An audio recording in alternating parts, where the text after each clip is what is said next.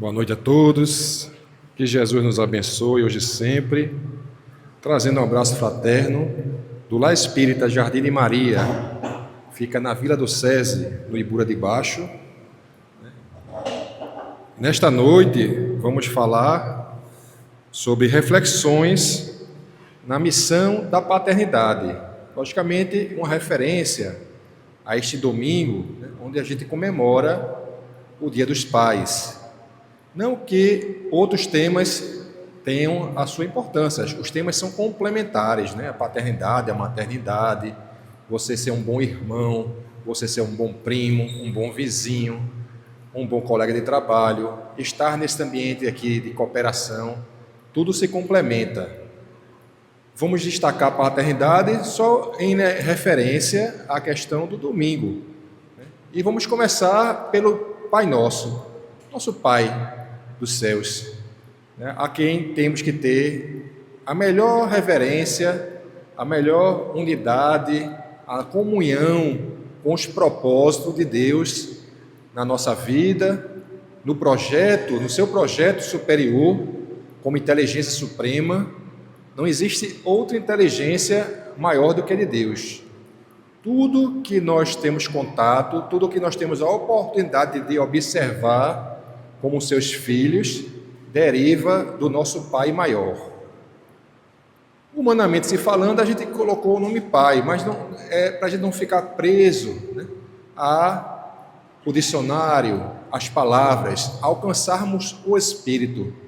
Quais são as características de uma boa paternidade? No caso de Deus, essas características precisam ser infinitas. Se falarmos em misericórdia, é uma misericórdia infinita. Se falarmos em amor de Deus, é um amor infinito. Se falarmos do nosso Pai como justiça, é uma justiça infinita. Não temos capacidades, ainda como seres humanos, em condição de planeta, provas e expiações, de planeta, mas é uma condição do nosso coração. O planeta de provas e expiações é uma condição do nosso coração, de todos aqui presentes. Quando estivermos diferente dessa condição, quando evoluirmos, vamos estar sintonizados com outro tipo de planeta. Mas essa condição que estamos hoje não nos permite alcançar o poder da misericórdia, do perdão e de união que Deus promove entre nós. Ainda somos crianças engateando nas virtudes do Criador, que são infinitas. As nossas virtudes são preliminares, são iniciais. Os nossos sentimentos ainda são feitos vagalumes, eles acendem e apagam. Não temos ainda, a todo instante, um sentimento mais elaborado, um sentimento sublime. Um sentimento que atinge qualidade e intensidade superior, limpa, transparente. Nós estamos suscetíveis a qualquer momento deixar essa paz que aqui está presente e sermos pessoas duras, sermos pessoas arrogantes, sermos pessoas que ainda cultivamos em nós o orgulho, a vaidade, a inveja, o egoísmo, a mágoa e todas as outras coleções de vícios. Temos que desenvolver as nossas virtudes. E começa pelo Pai. E começa por exemplos, como Abraão, que foi colocado à prova a sua relação com aquele filho que ia ser sacrificado, naquele texto, que vai ter o texto cru e vai ter as interpretações dos nossos sentimentos. A fidelidade ao Deus único, a uma proposta de encaminhar aquele filho representado ali, mas seus filhos, a nação que vinha de Abraão, que chega a nosso irmão Jesus, que seu pai José nos coloca também em situação de reflexão, as características daquela paternidade que orientou aquele ser como criança, apresentou ele a marcenaria, apresentou a ele as virtudes também, não que ele precisasse, mas certamente para a espiritualidade eleger aquele espírito José, aquele espírito Maria, para estar aqui recebendo Jesus, nosso governador, eles têm características diferenciadas. E ali estava um papel também de paternidade, ao lado de uma maternidade muito sublime, a maternidade de Maria, né? Como eu falei no início, a casa que a gente participa, lá Espírita Jardim de Maria, é uma homenagem a esse espírito Maria de Nazaré, né? Não deixa a sua importância grandiosa, né? Hoje a gente vai falar do Pai, mas não impede, né, a gente entender que cada um tem seu papel, né, quando se colabora, né, seja para colaborar para manter uma obra como essa no campo físico, mas essa obra aqui no campo físico era grandiosa também no campo espiritual. Diversos espíritos precisam estar aqui conosco para ser acolhidos, para buscar tanto um sentimento de paternidade, que na letra, né, a gente fica preso à paternidade biológica, mas a paternidade é uma característica, né, que soma essas características com as características da maternidade e da irmandade, da fraternidade. Tudo são complementos, tudo são engrenagens que se encaixam perfeitamente na obra do Criador. O nosso Pai maior, nosso Deus único, para a gente não se confundir com doutrinas antigas que falavam no politeísmo, o paganismo, né? Nosso Deus é único. Quando eu coloco nele a característica do amor infinito que eu vinha falando e falo de justiça, não se separam. Eu não tenho uma justiça que conflita com o amor. Deus sendo infinito, a justiça dele é amorosa. A dificuldade é nossa de entender como é que ele pode ser justo e nos colocar em situações bem difíceis, permitir que elas aconteçam, né? Porque quem se coloca somos nós. Quem busca as dificuldades somos nós.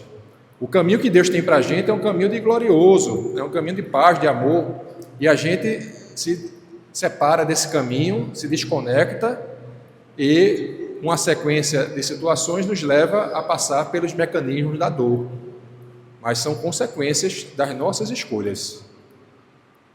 Eu quero agora mudar. Sim, vamos mudar, vamos trabalhar. Agora o trabalho ele é proporcional ao tempo que eu me perdi, digamos assim, né? Porém ele não é exatamente igual, porque Jesus nos coloca que o amor cobre a multidão de pecados. Nosso trabalho ele vai ser do tamanho do nosso amor. Se a gente ama mais, as coisas se encaixam e se completam.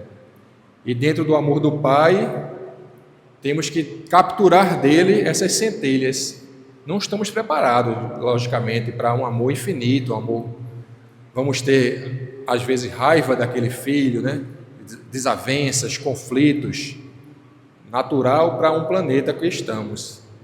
Mas nesses conflitos, vamos procurar se alimentar do que é bom.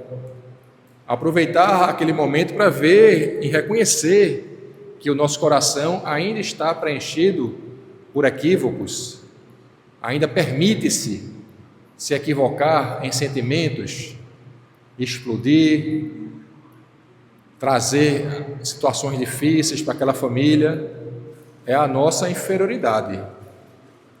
Mas temos aqui, na doutrina espírita, nestes livros, nos estudos, que vão trabalhar no nosso dia a dia, vão nos perguntar se estamos entendendo a mensagem. E estudar é a parte fácil, né? Quem está dotado das capacidades intelectuais, que não tem nenhuma restrição biológica, pode acontecer, né? Você tem, por exemplo, a dificuldade de enxergar, aí você vai ter que recorrer à audição para poder absorver o conteúdo. Mas na reta final, é os sentimentos. Eu posso estar repleto da teoria, né? Saber decorado, saber ou ter o dom, né, de estar trazendo o conteúdo de uma forma compreensível, numa frequência certa, num andar correto, para não estar acelerado nem lento demais, conseguindo a atenção de vocês e primeiro a minha atenção. Eu também atraio a minha atenção quando eu boto para fora o conhecimento que não é meu, é o conhecimento que vem de espíritos superiores e vem de todo o cristianismo, né, que alimenta essa doutrina espírita tão bonita, que nos faz permitir compreender a relação nossa com o Pai, conosco mesmo e com o próximo, o mandamento maior. O mandamento maior nos firma, não permite que a gente caia, porque o orgulho que às vezes separa o homem de Deus, ou a raiva, ou a desavença com a lei natural, o homem é assim, eu discordo, se fosse eu fazia diferente. Veja que prepotência, né? Você olhar para a infinitude de Deus e dizer que tem uma proposta melhor do que a dele, ele que é o Pai de todos nós. É uma prepotência, uma arrogância que não tem tamanho. Então, dentro do mandamento maior, o amar a Deus nos coloca um pé firme. Precisamos primeiro de humildade para entender se existe algo errado, está ainda em mim algo errado. Se eu não consigo compreender o alcance daquela lição, é porque está faltando elementos em mim para aprender o alcance daquela lição. A vida ela é uma sucessão de lições. Todo dia a gente acorda e temos a oportunidade de passar por novas lições. Eu chamo do pão nosso de cada dia, que está na oração de Jesus. Quando a gente recita, quando a gente lê esta oração, o pão nosso, que fala do pão nosso, na verdade a oração é Pai Nosso, né? Ela fala do pão nosso de cada dia. Nós esquecemos que o pão não é só o alimento do estômago, não é só o ar que a gente respira, não é só o conteúdo que a gente lê. Também é pão nosso de cada dia os acontecimentos que impulsionam a nossa individualidade a se questionar quais são os sentimentos que eu ainda cultivo na minha trajetória. Como é que eu vou reagir àquele filho ou ao meu pai na postura de filho, o pai do nosso pai, que é o nosso avô? Como é que eu reajo às posturas deles que às vezes não estão em sintonia com as minhas? Necessariamente é a dele que está errada ou às vezes é a minha que está errada? O mecanismo da sintonia e o mecanismo da afinidade. Deus, o Pai maior, coloca-nos em relação para que o mecanismo da afinidade colabore nesse pão nosso de cada dia, para que a gente se alimente observando, se a gente tiver uma propositura, se nós tivermos essa postura de se observar, de fazer o autoconhecimento e reconhecimento, porque às vezes a gente até olha, mas não reconhece. Até eu percebo a minha vaidade, até eu percebo o meu orgulho, mas não dou o braço a torcer, não me reconheço. Isso é uma dificuldade que temos que trabalhar nela. E se tem uma doutrina que nos convida a isso, é a doutrina espírita. Trabalhar as nossas más inclinações. Uma felicidade Kardec ter colocado essa característica do bom espírita, do espírita cristão, né? Que é aquele que trabalha para domar as suas más inclinações, as suas, ou melhor, as minhas, as nossas. Porque não é porque a gente estudou e está aqui que a gente sabe mais do que ninguém, não. E não é o saber só, é o praticar. Se a gente conseguir ter uma vida que as pessoas reconheçam o Evangelho nela pelas práticas, se necessário pelas palavras. Então veja, uma horinha que a gente tira para falar palavras, mas dessa horinha tem outras tantas horas que a gente é. A gente é quem, a nossa essência. As pessoas que me arrodeiam, ou outros palestrantes, ou vocês que também levam essa mensagem ao mundo, né? Ao estar em família, estar em sociedade, elas reconhecem as palavras nas suas atitudes, elas reconhecem bons sentimentos, ou pelo menos o esforço, né? E na verdade nós estamos aqui para nos esforçar. Aquele que se reconhece já dotado das virtudes em sua plenitude, ele está passando por um processo, na verdade, difícil, né? De orgulho, de vaidade, muitas vezes auxiliado por outros seres, né, espirituais que estão ali incentivando aquele pedestal que, na verdade, é o princípio de alguma queda. logo depois esse cidadão irá cair, com certeza, porque não está movido pelos reais sentimentos verdadeiros, firmes e transparentes, limpos, né? Alinhados com Jesus. Na paternidade, nós temos uma grande oportunidade. Voltando a dizer, né? A gente podia também estar falando aqui da maternidade, falando de ser amigo, estamos destacando a paternidade. E todas essas características também se aplicam às outras relações. Na paternidade, você tem uma relação, né, que pode ser a simples concepção no campo biológico. Tem aqueles que participaram apenas da concepção biológica, dos que vão reencarnar. Aquele que vai reencarnar é um projeto, né? Todos nós viemos com algum tipo de planejamento reencarnatório que prevê os nossos passos em direção ao bem. Não existe um planejamento da espiritualidade superior que colabora, do nosso guia, que tem interesse na nossa vitória, né? Que a gente dome nossas más inclinações. Não se planeja quedas, se planeja se levantar, se corrigir. Então, se eu vim planejado para matar alguém porque ele me matou, não tem isso não. Não está planejada a parte ruim. A parte ruim está guardada em nosso coração. O planejamento é sempre bom. Nós que às vezes não nos rendemos a ele, não buscamos ele. Então, quando a paternidade é bem exercida, ela não fica só na questão da concepção biológica, da participação do processo divino, natural, né, da reprodução humana. Esse é um nível básico que acontece muitas vezes e fica por ali, não é o ideal, né? O ideal é que aquela participação se torne um núcleo familiar com um projeto de continuidade. Vocês vão lembrar a mãe de André Luiz, né, dizendo a ele que estava planejando retornar à carne para receber, né, aquela situação que aconteceu com o pai dele. Uma mulher, duas mulheres, né? Toda aquela trama ali, ela ia recebê-los para poder encaminhar para o bem, e recebê-los como filho. Então vejam, ela ia reencarnar e já estava planejando outra geração. Então, matematicamente, né, uma reencarnação, ela gera uma árvore, né, de descendências que são, do ponto de vista da engrenagem, da sucessão, da criação de Deus, né, um planejamento muito afinado, né, e perfeito. Então, ela já estava olhando para frente, né? Então ela ia nascer, ela ia crescer, tornar-se jovem, constituir família para poder receber outra geração. Então, bonito isso, né? É uma engrenagem que tem uma sutileza natural, né? Está aí na Terra desde que a materialidade acontece, e Deus está acima disso tudo, planejando toda essa lógica, toda essa dinâmica perfeita, né?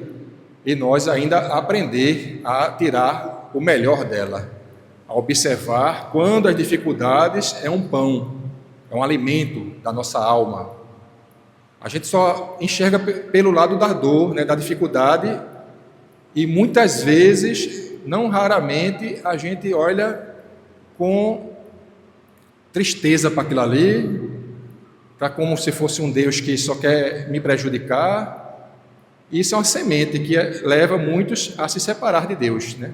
Ao ateísmo, ao materialismo, a não reconhecer que pequenos somos nós. A falta de consciência, a falta de interpretação. Então, se falta algo, falta a gente. A criação não falta nada, a criação é infinita, é surpreendente. Qualquer observação mínima que a gente faça de qualquer fenômeno que está acontecendo aqui ao nosso lado é surpreendente. Se a gente for ali olhar para o céu, vai se surpreender com algo muito maior. E se a gente for olhar para as nossas relações, se tivermos essa lupa, em vez de ter só a parte instintiva, a parte sensorial, a parte da camada física, se sairmos da camada sensorial, física, instintiva e começarmos a olhar para essa camada dos sentimentos, aí que a beleza vai ser estupenda, né? Se estamos falando só das coisas da terra, né, e a gente não sabe interpretar, imagine quando a gente começar a falar das coisas do Espírito. São esses sentimentos que, em qualidade e intensidade cada vez mais aprimorada, nos eleva, nos harmoniza, nos permite passar pelas dores com outro olhar, seja as dores físicas, pessoais, de relações, seja as dores psicológicas, espirituais, os processos obsessivos. É diversos os caminhos, né, que a dor nos pode sensibilizar, e não há ninguém que tenha como dizer que não passarei por isso ou aquilo. A dor nos visita aqui, ali, naquela curva, a dor nos visita. E não é só as dores da biologia, não. Todas essas que eu estou falando, né? Tem dores que são físicas, espirituais, morais, tudo que diverge do natural gera um mecanismo de dor. Mas quem prepondera é o sentimento que eu tenho em cima daquela dor. Espíritos mais evoluídos do que a gente não estavam isentos de passar por dor, a começar pelo nosso Mestre Jesus, nosso modelo e guia. Aquela dor daquele Calvário, né? A dor das perseguições, a dor do irmão que não conseguia alcançar os seus ensinamentos. Então, se há uma diferença entre a evolução e a dor, é Jesus. Tá? A evolução que ele tem e a dor que ele passou, não tem outro, né? Os outros têm, assim, nós temos, as nossas dores têm muito a ver ainda com as nossas fraquezas, né? Jesus tem uma evolução muito grande e aquelas dores, toda uma lógica aí para nos sensibilizar a acordar. E em escala muito menor, nós podemos citar um irmão nosso chamado Jerônimo Mendonça, de Ituiutaba, chamado Gigante Deitado, né? Ele passava por processos de dores, mas no corpo físico. O espírito dele já estava se liberando desses processos de dor. Então um passo além, você encarar a dor sem revolta, sem desespero, sem estar em desarmonia com o nosso Pai Criador. É muito difícil, não é para todo mundo não. Quantos de nós, se não passamos, vamos ter dificuldade de interpretar por que eu estou passando por essa dor e o que é que Deus tem contra mim.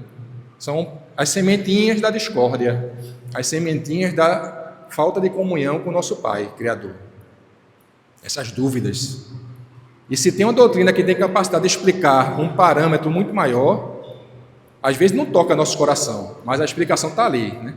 Existe toda uma mecânica, né, que envolve a reencarnação, porque nós não somos presos ao corpo físico, não precisamos da ressurreição de carnes, precisamos de ressurreição dos nossos espíritos, o espírito ir se liberando das nossas mazelas morais, se liberando dos presídios que a materialidade me traz. Existe uma coleção de sentimentos e de propostas que me prendem a uma coleção de sensações e instintos.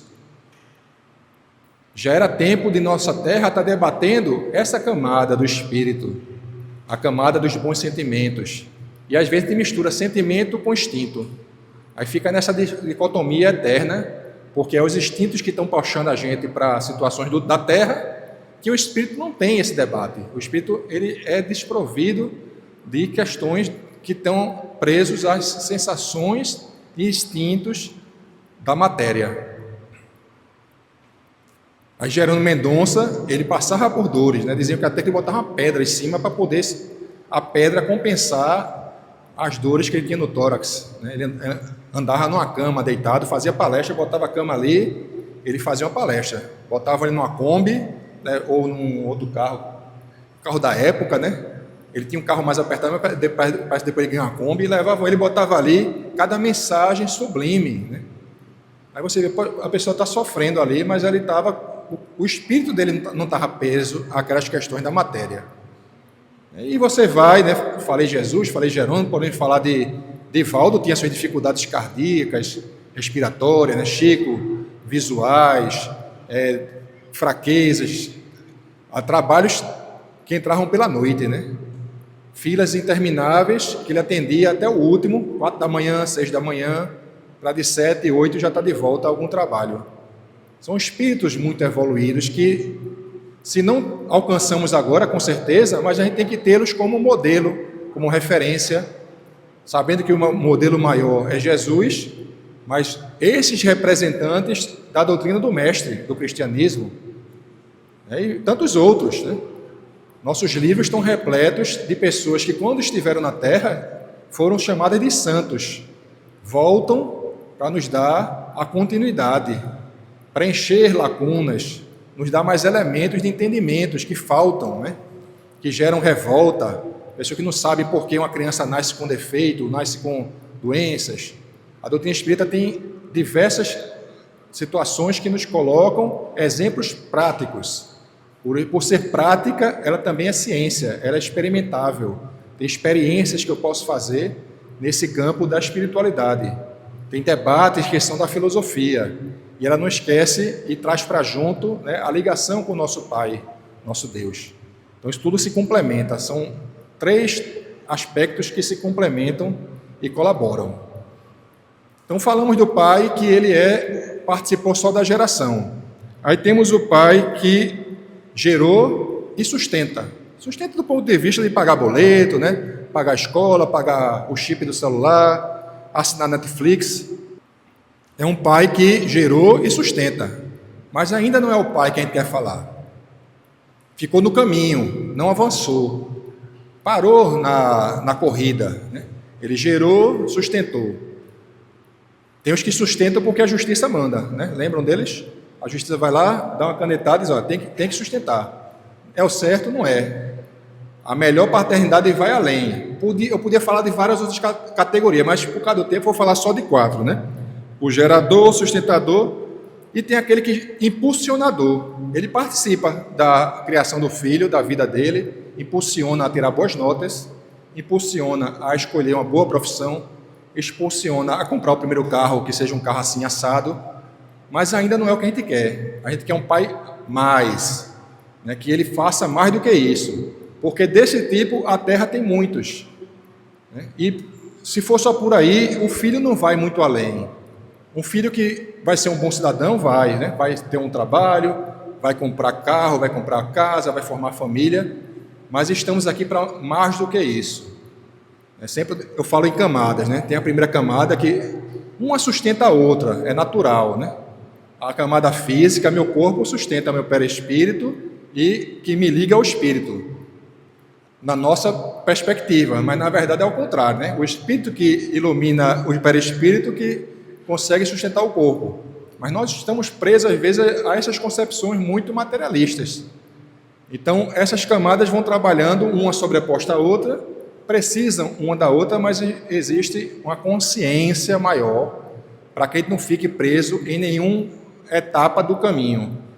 Então, quem vai participar do processo de paternidade deve olhar a geração, deve olhar a sustentação, a impulsionar o filho a ser um bom cidadão, mas temos que chegar a ser um pai cristão, um pai que preenche todos esses requisitos e ainda encaminha o filho para bons sentimentos, para a prática da caridade, a caridade que também precisamos entendê-la, né, em seu aspecto maior. A caridade não fica só com a sustentação de um corpo físico, eles são necessários, né? A fome está aí para ser apaziguada, né? Quem está com sede, antes de escutar alguma coisa, precisa tomar sua água. Mas logo depois temos que complementar essas camadas. É sempre uma coisa trabalhando em cima da outra. Deus vai edificando esse edifício. É um edifício que precisa ser olhado sempre com essa perspectiva para a gente não ficar também no meio do caminho. Cair em alguns tipos de doutrinas que elas são materialistas. Ela olha só o terra a terra. Ah, resolve, mas e o espírito? Está encaminhando para onde? Porque o espírito, na nossa literatura vasta, já está mais do que experienciado e provado que ele é a consequência dos atos do passado. Então, se, por consequência, eu estou passando por certas dificuldades, aí vem alguém, tira aquelas dificuldades de mim, eu estou preparado já para viver sem elas? A minha trajetória pede aquilo ali como necessário, urgente muitas vezes.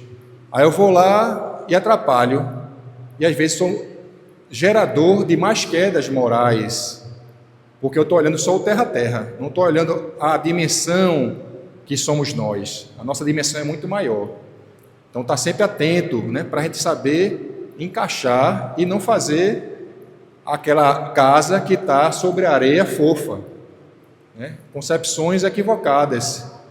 É necessário complementar sempre, né, o urgente, o necessário. Jesus tem um olhar especial para os órfãos, para as viúvas, para os idosos, né? Mas a gente tem que ser trabalhador. Jesus não precisava acumular, Jesus não fez uma seita para poder acumular riquezas e ser próspera na terra, né? O conteúdo dele ele saía caminhando, né, levando a mensagem do evangelho a diversas cidades. Não tinha um carrinho que botava gasolina e ia levar fácil, não. Eram coisas difíceis. Ele podia ter ido nas escolas rabínicas e pego os melhores alunos. Vem cá, vamos conversar, vamos fazer parte aqui do negócio, montar uma equipe de excelência. Mas quem eram os discípulos de Jesus, né? Pessoas com suas dificuldades, um deles o trai, um deles não entende a mensagem, né, que é o Judas. Judas, quando tem aquela situação do nardo, né? Nardo era uma essência muito cara até hoje. A Marta, a Maria, estava na casa das duas, né? Uma delas preenche Jesus com esse nardo. E Judas se revolta, porque ele olhou pelo lado material. E ele coloca, né? Mas mestre, por que não vende esse nardo por tantas moedas? Ele até sabia o valor do nardo e doa aos pobres. E o texto sagrado é preciso, não deixa passar essa. Na Bíblia está lá, né? Ele não dizia isso porque estava preocupado com os pobres. Ele dizia isso porque ele era o dono da bolsa e do lado que ele colocava, do outro lado ele tirava. Porque Judas era ladrão, ele usou essa expressão, o texto sagrado. Então veja, Jesus errou? Não, Jesus sabia a necessidade daquele cidadão ali naquele grupo, né? Ele precisava ter aquele cidadão, precisava ter um Pedro que nega, né? Todas aquelas situações estavam ao alcance da dinâmica, da inteligência do Cristo. Ele não foi nas escolas dos rabis para poder tirar os melhores. Ele tirou pessoas que têm muitas dificuldades que nós carregamos 2000 anos depois. Então Pedro não é mais aquele Pedro, Judas não deve ser mais aquele Judas. E nós estamos já há 2000 anos e ainda temos dificuldade de processar o que Jesus nos colocou. Ler, estudar, repetir, temos facilidade, não é difícil não. Ler, estudar e repetir o que Jesus falou. Mas o praticar, estamos devendo muito. Porque para ser um pai cristão, nós temos que ir atrás dessas características do Cristo. Ir atrás da sublimidade de suas ações. E olhar para Ele como modelo e guia, não da teoria, modelo e guia de comportamento. Conseguimos se comportar minimamente nas situações? Conseguimos deixar aquela língua ferina que aponta só os defeitos dos outros e não consegue enxergar, né? Temos a nossa trave, né, no nosso olhar. Ele nos alertou para isso. Ele nos alertou que nós às vezes somos sepulcros caiados, bonitinho por fora, né? Mas dentro escondemos podridão. Não é ninguém que está obrigando a gente a esconder podridão. Não é ninguém que está obrigando a gente a ser hipócrita, a fingir uma coisa que não somos. Não é ninguém que está dizendo, olha, cultive só esses instintos e sensações, esqueça de elaborar seus sentimentos. Não, já está colocado. A tarefa é pessoal e intransferível. Ela acontece em comunidade, mas essa reforma íntima, esse trabalho interior, essa evolução, esse burio, essa lapidação das nossas arestas, temos que buscar, a começar identificando quando acontece um pão nosso de cada dia. Quando aquele amigo nos traz a sua raiva, a sua intransigência, joga na gente, a gente é espelho, reflete e devolve na mesma moeda? Ou já sabemos cultivar bons sentimentos, entender que aquele irmão é um necessitado ainda, ele ainda não teve acesso, ou se teve como a gente, não elaborou em seu coração os bons sentimentos. Assim somos nós. A gente pode ter facilidade em reconhecer essa dificuldade nos nossos irmãos, mas nós temos que começar por dentro, né?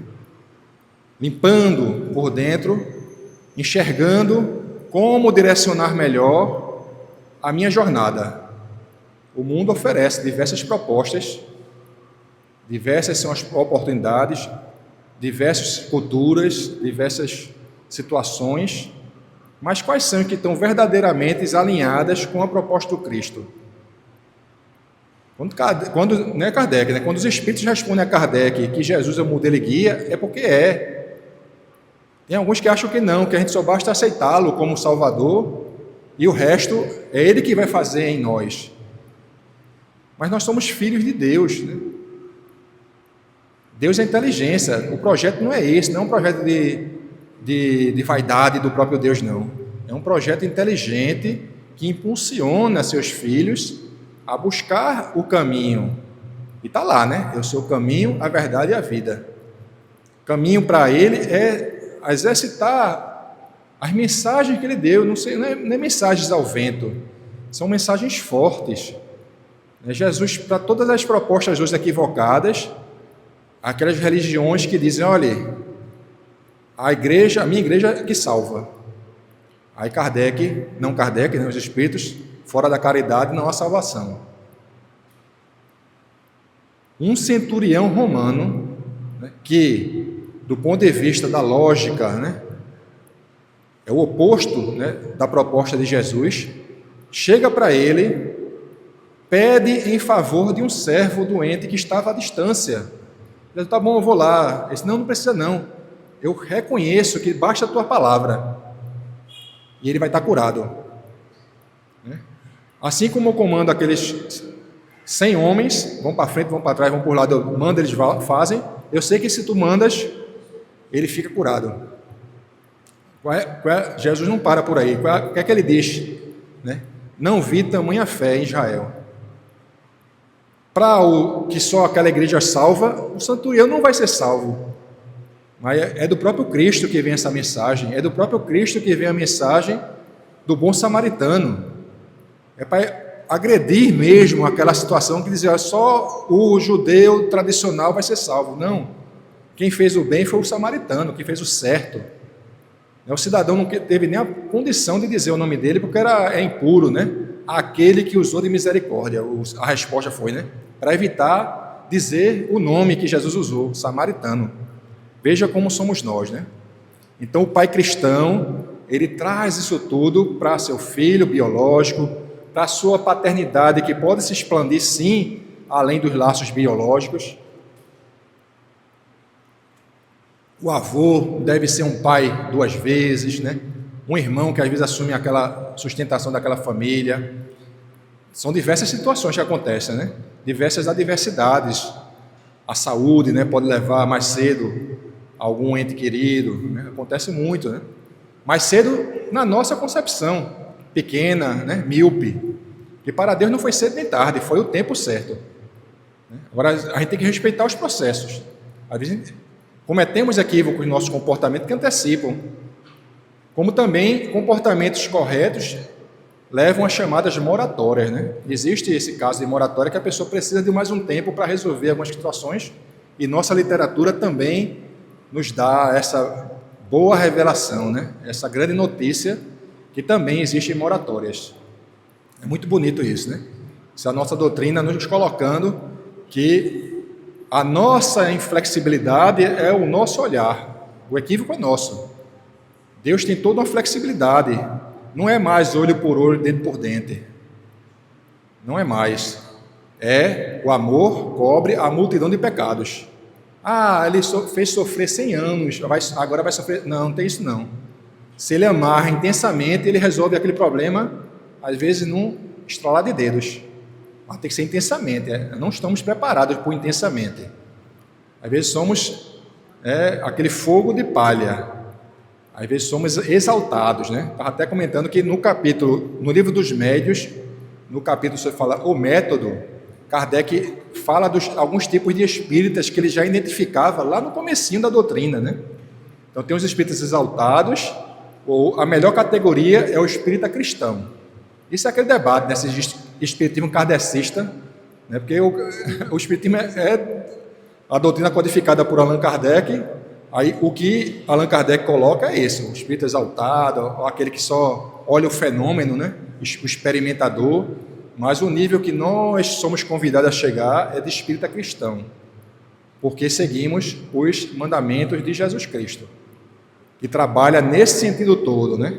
Ele se encaixa numa boa paternidade, mas às vezes se encaixa também na boa maternidade, no bom cidadão, no homem de bem. Está lá no Evangelho também, né? O homem de bem e o bom espírita, que a gente também é bom sempre ler aquelas mensagens para a gente saber catucar, perguntar, né? Por que a gente ainda não chegou nesse caminho, né? Estamos trilhando, estamos batendo cabeça, né? Às vezes fraquejando muito, mas o importante é permanecer com esse olhar, né? Olhando para essa capacidade que é nos dada de fazer as boas escolhas. Dentro da paternidade, né, nessa questão da biologia e outras formas, temos Divaldo Franco, né, um colaborador que até coloca a pedra fundamental aqui dessa casa. Ano que vem é o centenário, né? Quem acompanha a Mansão do Caminho está vendo o convite, né, para uma inscrição que as pessoas tem um valor lá de inscrição, porque é um evento grande, né, com uma estrutura grande, no Centro de Convenções de Salvador. Vai ter o centenário de Divaldo, né? Se fosse necessário, ele estaria aqui, né? Mas o necessário foi ele já estar do outro lado. Mas todo mundo que está aqui gostaria que ele estivesse fisicamente no centenário. 2 anos antes eu tive a sorte. Essa camisa aqui é da Oasis de Dan, né? É uma ONG, né, que a gente trabalha com crianças que precisam de complemento da escola, educação musical, parte física, né, judô, balé. E a gente, nesse trabalho, a gente esteve lá 2 anos antes dele partir por aí, né, uns 4 anos atrás, e tivemos a felicidade de estar com ele, né. Ele sempre fazia o evento do aniversário e faz aquela filinha que a gente aperta a mão dele com muita felicidade, né. Graças a Deus tivemos essa oportunidade. Mas ele, no quesito paternidade biológica, não se tem notícia, né? É 0 filhos biológicos de Divaldo Franco. Mas não se sabem quantos filhos efetivamente, e muito, às vezes um passo muito mais largo do que muitos pais, né, Divaldo teve. Eu procurei e dizem que é entre 650 e 685 filhos registrados em cartório. A adoção, né? Uma beleza da espiritualidade. Foge a uma dinâmica da biologia materialista, mas se encaixa perfeitamente na biologia espiritualista, espírita, a adoção. Então, aqueles que eventualmente têm algum problema com a paternidade e maternidade biológica, sempre teve à disposição o mecanismo belo, grande, grandioso da adoção. 650 e mais um bocado aí de filhos, né? Naquela obra magnífica, quase uma cidade, no bairro Pau da Lima, lá em Salvador. Uma beleza, né? Chico Xavier, o trabalho não era igual ao de Divaldo, era um trabalho diferente. Ele tem um Eurípides, né? Ele adotou o chamado Eurípides, que eu acho que ele continua lá em Uberaba, ele cuida das visitas da casa em memorial de Chico Xavier, que é onde, acho que deve ser o Grupo Espírito da Prece, não sei exatamente o nome, mas ele cuida lá e está lá, quem vai lá sempre conversa com ele, né? Com o filho também adotivo de Chico Xavier. Já Bezerra de Menezes, 9 filhos, né? 2 esposas, a primeira desencarna, né? a cunhada, parece que cuida dos filhos, né? Aí depois ele casa com essa cunhada e dá continuidade à família, 9 filhos. Família grande, né? Uma família necessária para trabalhar a espiritualidade. As relações humanas são para trabalhar a espiritualidade. Elas nos evidenciam esta urgência de que ainda não somos aqueles que devemos ser. Mas devemos procurar em Deus, render a Deus graças para a gente se esforçar, passo a passo, passos firmes, para não ser passos que fazem a gente cair. Buscar elementos que já estão presentes, já afloram em nossas consciências. As ferramentas são diversas.